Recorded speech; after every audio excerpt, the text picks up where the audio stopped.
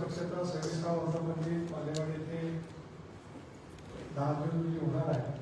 त्यानिमित्ताने पूर्ण पाहणी केली आणि आपल्या सर्व पूर्ण शहरातील पत्रकारांशी संवाद करणारे हेतूने आज माझ्यासमोर कसले प्रदेश आमदार शिवराज महिलांचे अध्यक्ष आयोगाचे अध्यक्ष रुपये चाकणकर, शहराचे अध्यक्ष सुनील केंद्रे, शोभा जगताप, माझे ज्येष्ठ सहकारी आमदार चेतन तुपे, लक्ष्मीताई भुते, प्रदेश उपाध्यक्ष प्रमोद इंदुराव, सुरेश नागुले, पिंपरीचे अध्यक्ष योगेश बहे, महिलांचे अध्यक्ष, प्रदेशवर आलेले माझे सर्वच पदाधिकारी, शहराचे कार्याध्यक्ष आणि निमंत्रण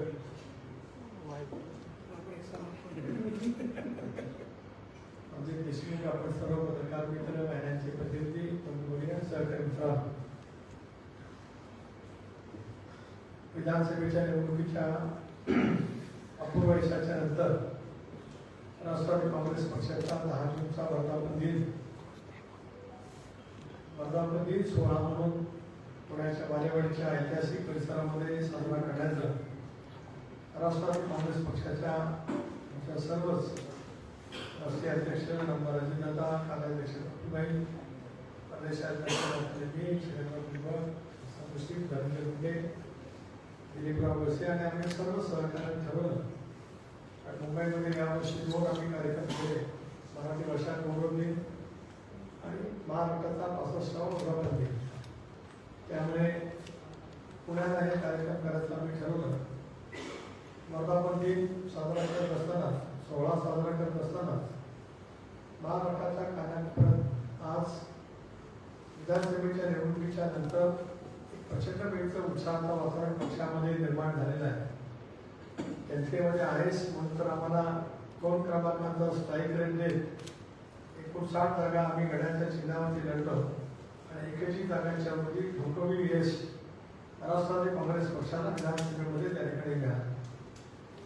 खरं आहे की आगामी स्थानिक स्वराज्य संस्थांच्या निवडणुका सर्वोच्च न्यायालयाने दिलेल्या निर्देशानुसार ऑक्टोबर महिन्यामध्ये किंवा 4 महिन्याच्या कालावधीमध्ये राज्य सरकारला पूर्ण करायचे आहे. अशा वेळेला 1 टप्पा विधानसभेचा आम्ही यशस्वीपणाने जिंकला. स्थानिक स्वराज्य संस्थांच्या निवडणुका आहेतच, पण प्रत्येक पक्षाच्या राजकीय जीवनामध्ये वर्धापन दिन हा कार्यकर्त्यांच्यासाठी, पदाधिकाऱ्यांच्यासाठी, पक्षाच्या नेतृत्वासाठी महत्त्वपूर्ण ठरतच असतो. कारण पुढच्या वर्षामध्ये आम्ही नेमकं काय करायचं आहे याचं एक उद्दिष्ट समोर राहतच. पाठीमागचं सेवानिवृत्त आपण करत असतो. गेल्या 2 वर्षातही आम्ही सेवानिवृत्त करत आहोत आणि 99 सालापासून तो सुद्धा सेवानिवृत्त करत आगामी येणाऱ्या या संबंध वर्षामध्ये 25-26 या कॅलेंडर इयरमध्ये आपण म्हणू शकतो किंवा आर्थिक वर्षामध्ये म्हणू शकतो. हे सगळं एक उद्दिष्ट, नवी आव्हानं, राजकीय आव्हानं, कार्यकर्त्यांच्या पक्षाकडून असलेल्या अपेक्षा, पक्ष नेतृत्वाकडून कार्यकर्त्यांच्या असलेल्या अपेक्षा, याहीपेक्षा महाराष्ट्रातल्या 13 कोटी जनतेच्या पक्षाकडूनच्या ज्या अपेक्षा आहेत, अजितदादांच्या नेतृत्वावरती शिक्कामोर्तब राज्यातल्या जनतेने केलं. अशा वेळेला नेतृत्वाच्या बद्दलच्या अपेक्षा जनतेच्या मनामध्ये असतात आणि वर्धापन दिनाचा हा यावर्षीचा ऐतिहासिक सोहळा हा पुढच्या वर्षामध्ये नेमकं पक्ष राज्यभरामध्ये संघटनेच्या माध्यमातून काय करू इच्छित आहे, त्याचबाबती आज आम्ही महायुतीच्या सरकारमध्ये आहोत. देवेंद्रजी मुख्यमंत्री आहेत, एकनाथराव मुख्यमंत्री आहेत, अजितदादा सुद्धा आहेत, 3 पक्षाचं सरकार आहे. पण प्रत्येक राजकीय पक्षाचा एक अजेंडा किंवा आपण जसं जाहीरनामा हा आम्ही एक सामूहिक जाहीरनामा सुद्धा महाराष्ट्राच्या विधानसभेमध्ये महायुतीचा आपल्यासमोर ठेवला होता.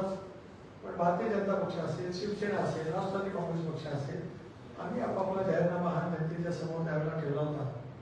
स्वाभाविकपणाने पक्ष, पक्षाची विचारधारा आणि पक्षाचा कार्यक्रम याची सुद्धा एक आव्हानं समोर असतात.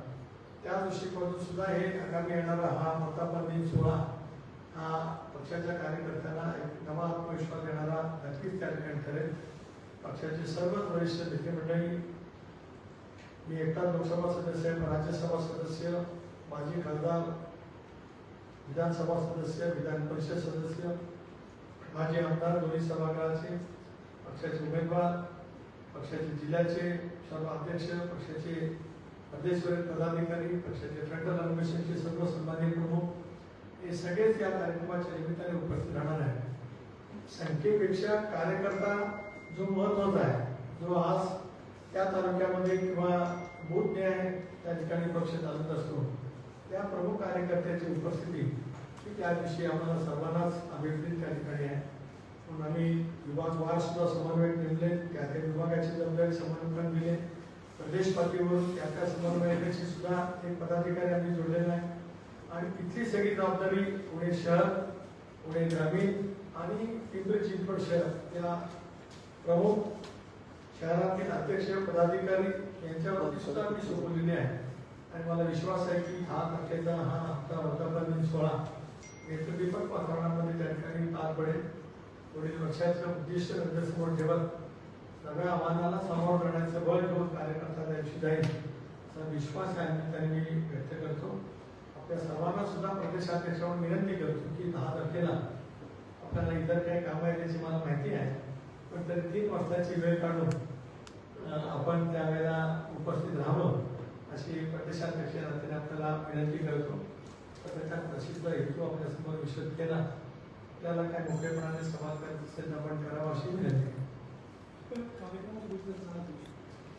ते आता मी करतो.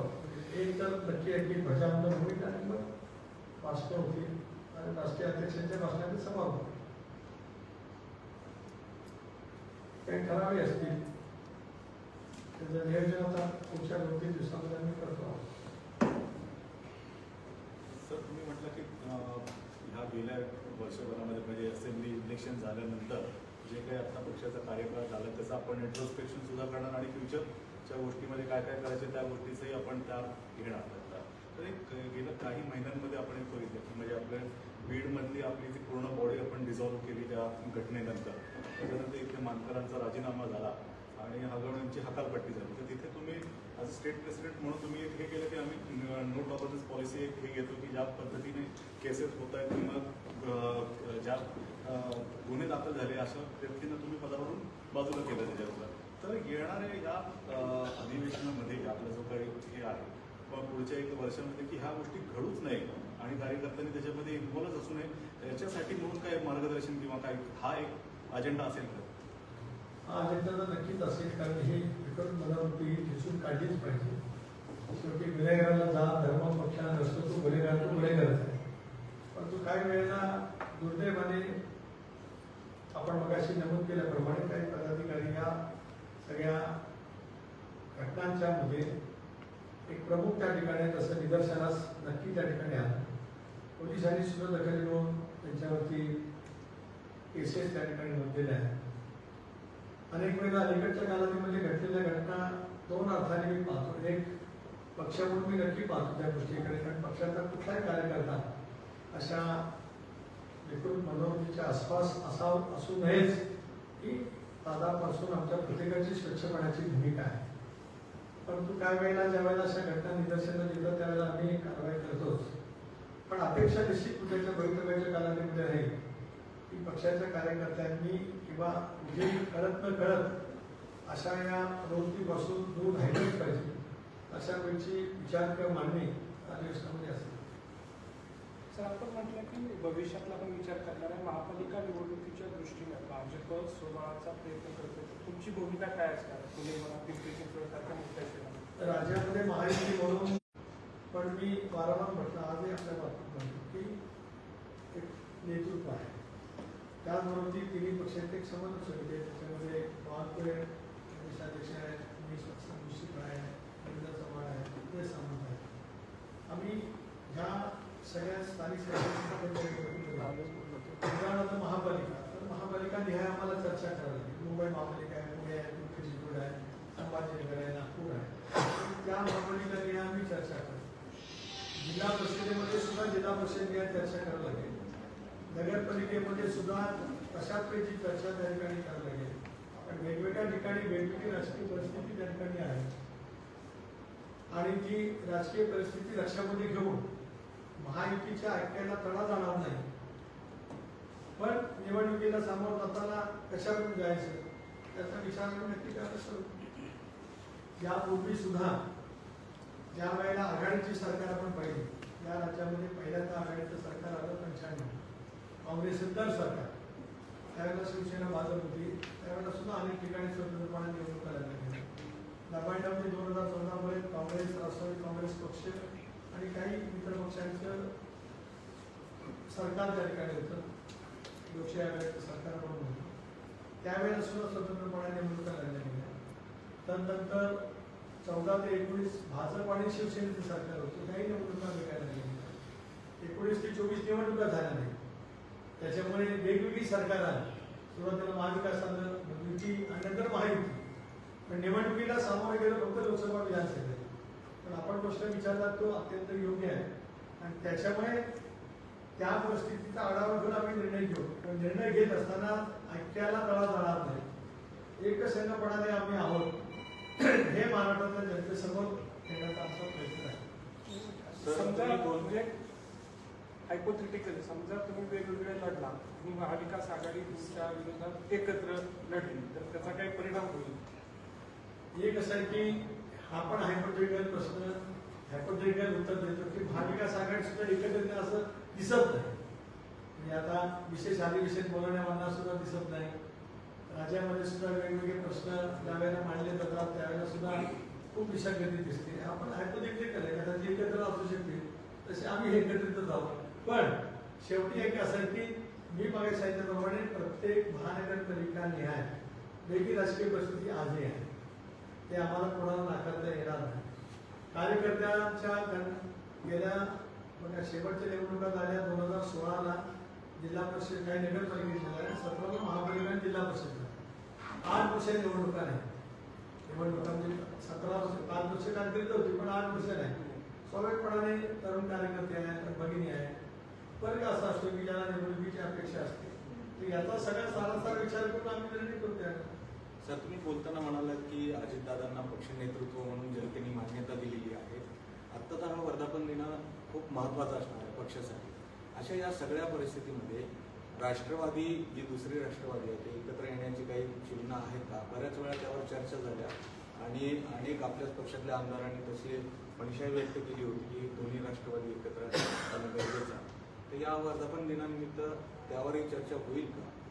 नाही, कारण वर्धापन दिनाच्या निमित्ताने व्यापक याच्यामध्ये चर्चा कधीच होत नसते. एक राष्ट्रवादी काँग्रेस पक्ष मला विचारत होतं की 2-3दा मुंबईला पत्रकार परिषदेत स्पष्ट केले की अशा वेळची कुठली चर्चा, कुठलाही प्रस्ताव यांनी करण्याचा किंवा इतर काय असते तर तो राष्ट्रवादी काँग्रेस पक्षाकडे आलेलाच नाही, आलेलाच नाही.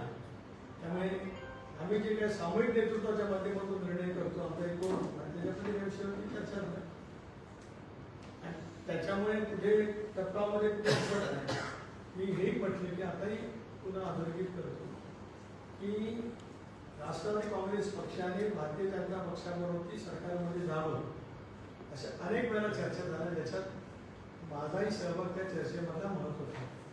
2014 असेल त्यावेळी मी प्रदेशाध्यक्ष होतो, त्यावेळी बाहेर पाठीमागेला 16 सरकारमध्ये जाण्याची चर्चा अंतिम टप्प्यामध्ये गेली. लोकसभेच्या जागा निश्चित केल्या, मंत्रिमंडळाची संख्या निश्चित केली. काही कारणाच्या मध्ये झालं नाही. 19ला सुद्धा चर्चा झाली होती, 22लाही झाली होती, परंतु त्या तिथपर्यंत पोहोचलो आणि नाही झालं. पण नंतर आम्ही दादाच्या नेतृत्वाखाली सामुदायिक निर्णय केले. त्याच्यामुळे आपण जो म्हणताय एक बाब मी अधोरेखित करतो. वर्धापन दिनाच्या पूर्वसंध्येला आम्ही जो सामूहिक निर्णय घेतला अजितदादाच्या नेतृत्वाखाली, प्रभूभाईच्या नेतृत्वाखाली, इंडियामध्ये सहभागी होण्याचा, नरेंद्र मोदी साहेबांच्या नेतृत्वाखाली, अनिलभाईच्या नेतृत्वाखाली देशात हे राज्यात आज माहितीमध्ये आहोत. त्या आमच्या निर्णयापासून आम्ही वसुंधराही बाजूला नाही. आता आम्हाला जनतेने 5 वर्ष काम करण्याची संधी एकही साधारण दिली. त्यामुळे या विचाराशी समरस असणारे पक्षाला जोडू शकतात.